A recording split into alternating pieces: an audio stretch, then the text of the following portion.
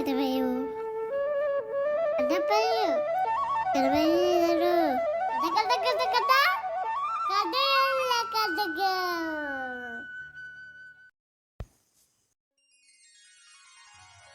നമസ്കാരം കുട്ടികളെ.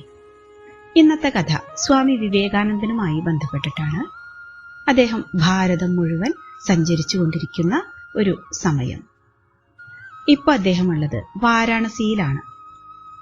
നേരം പുലർന്നു വരുന്നു. അദ്ദേഹം ഒരു ഇടവഴിയിൽ കൂടി നടന്നു പോവാണ്. ഒരു വശത്ത് വലിയൊരു ജലസംഭരണിയുണ്ട്. മറുവശത്തെന്താ വലിയൊരു മതിലുമുണ്ട്. അങ്ങനെയുള്ള ഒരു വഴിയിലൂടെയാണ് അദ്ദേഹത്തിന്റെ യാത്ര.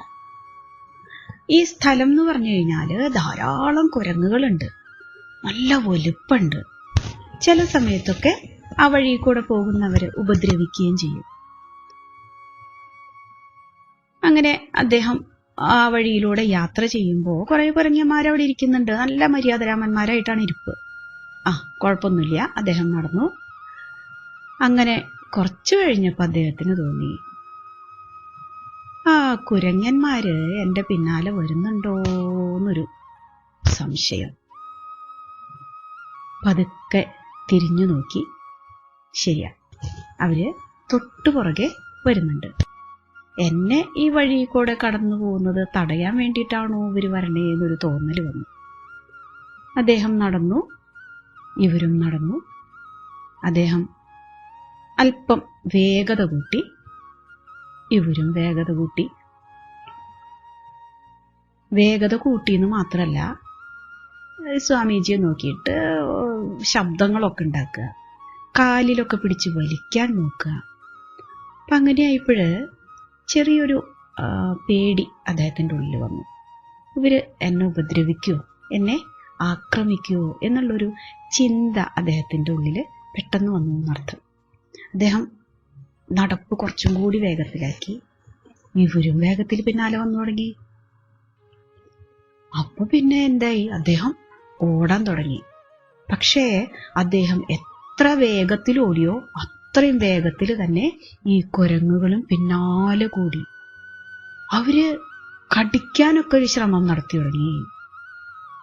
നല്ല ബഹളം.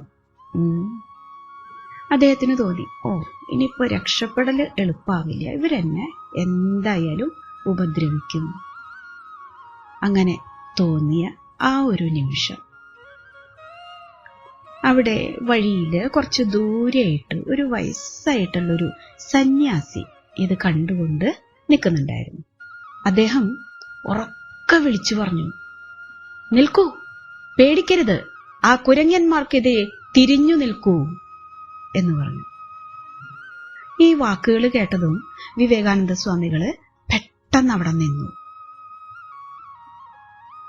തിരിഞ്ഞ് ഈ വാനരന്മാരെ എതിരിടാൻ തന്നെ നിശ്ചയിച്ചു. ഇദ്ദേഹം അവിടെ നിന്നതും കുരങ്ങന്മാരും അവിടെ നിന്നു. അദ്ദേഹം കുനിഞ്ഞ് ഒരു കല്ലെടുത്തു. ഇത് കണ്ടതും ആ കുരങ്ങന്മാര് തിരിച്ചൊരൊറ്റ ഓട്ടാണ്. അവരുടെ പൊടി പോലും പിന്നെ കണ്ടില്ല എന്നർത്ഥം. ഈ അനുഭവത്തിനെ കുറിച്ച് അദ്ദേഹം പിന്നീട് തൻ്റെ പ്രസംഗങ്ങളിൽ പറയാറുണ്ട്. ജീവിതം ജീവിതമാണ്, ജീവിച്ചു തീർക്കാനുള്ളതാണ്. കഷ്ടപ്പാടുകളെയും പ്രശ്നങ്ങളെയും കണ്ട് നിങ്ങൾ ഒരിക്കലും ഓടിയൊളിക്കരുത്. ഭയന്ന് ഓടും തോറും പ്രശ്നങ്ങൾ നിങ്ങളെ പിന്തുടർന്നുകൊണ്ടേയിരിക്കും. പകരം ധൈര്യത്തോടെ അവയെ നേരിടുക. നിങ്ങൾ പ്രതിസന്ധികളെ നേരിടാൻ തയ്യാറായാൽ അവ സൂര്യപ്രകാശത്തിൽ മഞ്ഞുതുള്ളികൾ എന്ന പോലെ അപ്രത്യക്ഷമാകും. കുട്ടികളെ, ഈ ഒരു അനുഭവത്തിലൂടെ സ്വാമി വിവേകാനന്ദൻ നമുക്ക് പറഞ്ഞു തരുന്ന സന്ദേശം എന്ന് പറയുന്നത് ഭയത്തെ നേരിടുക, ആത്മവിശ്വാസമുള്ളവരായിരിക്കുക എന്നാണ്. ഈ ഒരു സന്ദേശം നമുക്കും ഉൾക്കൊള്ളാം.